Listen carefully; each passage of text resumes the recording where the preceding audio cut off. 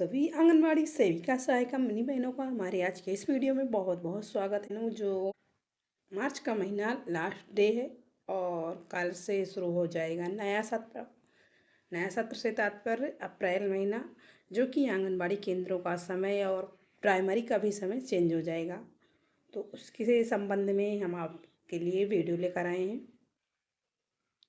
और क्या क्या परिवर्तन हुए हैं, सारी डिटेल्स हम आपको इसी वीडियो में देने वाले हैं। और भी कई सारी जानकारियां हैं। पहले एक लेटर जारी हुआ है जो पोस्टर ट्रैकर पर फेस ऑथेंटिकेशन सिस्टम लागू हो जाएगा। स्किप करने को उपरांत दे दिया जाता था और सबमिट भी हो जाते थे, पर अप्रैल से अब नई नियुक्तियां जो हैं अप्रैल हो ही गई हैं। लगभग सभी जगह यहाँ तक हो गए हैं। हाँ, 2-4 जगह ऐसे होंगे जो कि बहनों को नहीं मिले होंगे, लेकिन सब जगह 1 अप्रैल से लगभग हो चुकी है। तो इसलिए अब फेस ऑथेंटिकेशन सिस्टम लागू हो जाएगा और ये सभी बहनों के लिए बहुत दिक्कत भरा होगा। देखिए, ये लेटर भी तो मिर्ज़ापुर से ही जारी हुआ। धीरे धीरे करके ये एक एक जिलों में बढ़ते ही जाएंगे। तो आगे बढ़ने से पहले अगर आप लोग हमारे चैनल पर पहली बार है तो प्लीज़, अगर आपको लगे कि वीडियो अवेलेबल है तो प्लीज़ मेरा यूट्यूब चैनल सब्सक्राइब प्लीज़। कार्यालय जिला कार्यक्रम अधिकारी ICDS मिर्ज़ापुर, पत्रांक संख्या 2883 है और ये लेटर है दिनांक 27 मार्च 2025 का। समस्त बाल विकास परियोजना अधिकारी जनपद मिर्ज़ापुर। आप भली भांति अवगत है कि लाभार्थियों के THR वितरण के समय फेस ऑथेंटिकेशन सिस्टम 1 अप्रैल 2025 से अनिवार्य रूप से लागू हो जाएगा। इस संबंध में आपको एक समस्त ब्लॉक कोऑर्डिनेटर को प्रशिक्षण भी प्रदान किया जा चुका है।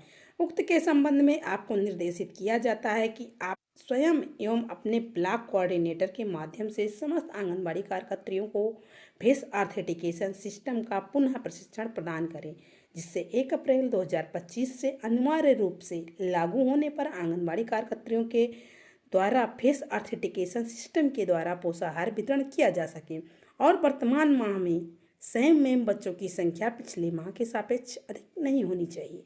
इसका ध्यान रखा जाए। प्रधानमंत्री मातृ वंदना योजना पोर्टल पर केस से संबंधित जितने भी फॉर्म अपूर्ण हैं उन्हें रिजेक्ट करें एवं जिस फार्म में मोबाइल नंबर हैं उस लाभार्थी से संपर्क कर फार्म पूर्ण कराकर सत्यापन की कार्यवाही पूर्ण कराएं और प्रधानमंत्री मातृ वंदना पोर्टल पर सॉफ्ट से संबंधित SO एवं सुपरवाइजर लेवल पर जो फॉर्म पेंडिंग है उसे सत्यापित कराएं तथा नए लाभार्थी का फॉर्म भरवाएं।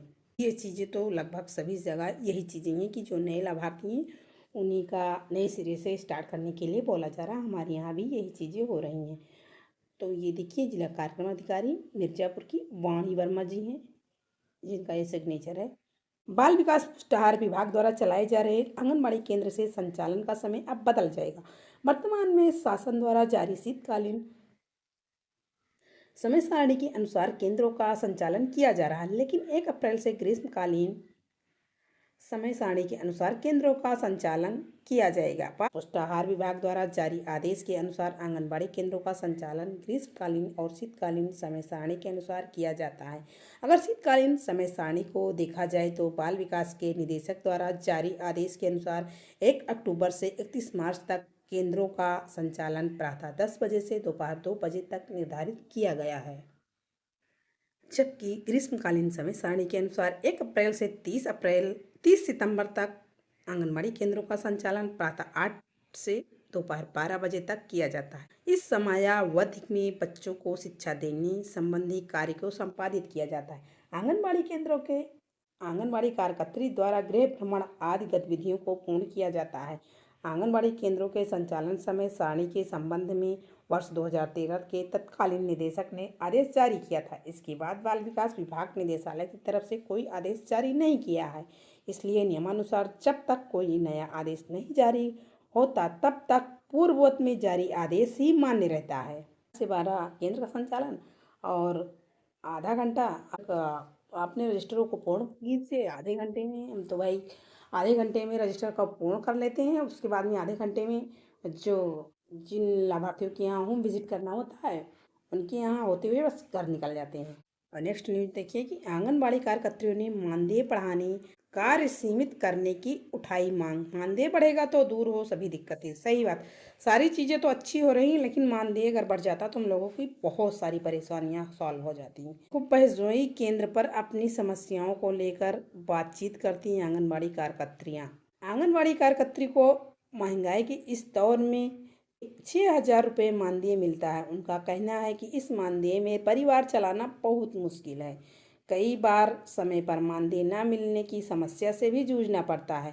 आंगनबाड़ी कार्यकर्त्री सहायिका संघ के प्रदेश महामंत्री कमलेश यादव का कहना है कि एक आंगनबाड़ी कार्यकर्त्री को अपने क्षेत्र में बच्चों, गर्भवती महिलाओं की देखभाल, सरकारी योजना क्रियान्वयन और सर्वेक्षण आदि के साथ कई जिम्मेदारियां निभानी पड़ती हैं। इसके बावजूद उन्हें सीमित संसाधनों में ही काम करना पड़ता है। फिर भी उनके ऊपर आरोप प्रत्यारोप लगाई जाती हैं। उनको ऑनलाइन डाटा मोबाइल से देना पड़ता है। इसमें भी दिक्कतें आती हैं। जो काम उन्हें सौंपे गए हों उनके अलावा भी कई और कार्यों में लगी रहती हैं और लगाई भी जाती हैं। मानदेय बहुत कम मिलता है। मानदेय बढ़े और उनकी समस्याओं का अस्थायी समाधान मिल जाए तो आंगनबाड़ी कार्यकर्त्रियों का जीवन भी आसान हो जाए। कई काम की जिम्मेदारी। आंगनबाड़ी कार्यकर्त्रियों का कहना है कि हमें 6,000 रुपये मानदेय मिलता है। 6 सेवाएं प्रदान करने की जिम्मेदारी है। इसमें अनुपूरक पोषाहार, स्कूल पूर्व शिक्षा, टीकाकरण, स्वास्थ्य जांच, पोषण स्वास्थ्य शिक्षा और संदर्भित सेवाएं शामिल है। ड्यूटी सुबह 10 से 2 बजे तक रहती है और 1 घंटे होम विजिट करती हैं। कहीं कहीं एक आंगनबाड़ी पर दो केंद्रों की जिम्मेदारी है। इसके अलावा बिल्लो, स्वास्थ्य विभाग, मातृत्व वंदना योजना, जनगणना, पल्स पोलियो के कार्यों को भी सौंप दी जाती हैं। ये समस्या चेहरा प्रमाणीकरण पर बना हुआ है। आंगनबाड़ी कार्यकर्त्रियों को लाभार्थियों का चेहरा प्रमाणीकरण की बड़ी समस्या बन गया है। गर्भवती और जच्चा या धात्री महिलाएं जो लाभार्थी होते हैं उनके चेहरे प्रमाणीकरण जरूरी है। यदि ऐसा ना हो तो उनको पोषाहार नहीं मिल सकता। केवाईसी ना होना भी समस्या है। इसको लेकर लोग शिकायत कर देते हैं। जैसे केवाईसी कैसे होगा? जो गर्भवती प्रेग्नेंट लेडी है, अगर कभी कभी तो डिलीवरी हो जाती है तो वो आ नहीं पाती है। हमारे यहाँ पिछली बार हमने किया था तो ये दिक्कतें आई। तो जब भाई हॉस्पिटल में है, धात्री माता कहाँ आ पाएगी? ऐसे में तो हम लोगों को सपोर्ट करना चाहिए।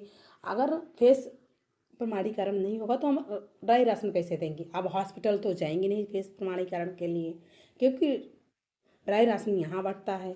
अब वहाँ पर जाने में, और वो लेडी जो है 2-3 दिनों के बाद तुरंत तो घर पर आती नहीं। ज़्यादातर महिलाएं मायके ही चली जाती हैं।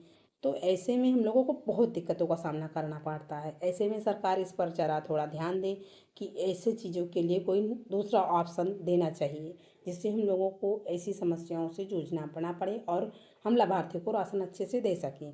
तो आप लोग बहनों क्या ख्याल है? अगर आप लोगों को कोई डाउट हो तो प्लीज़ कमेंट जरूर कीजिएगा। वीडियो देखने के लिए आप लोगों का धन्यवाद। Thank you. नमस्ते।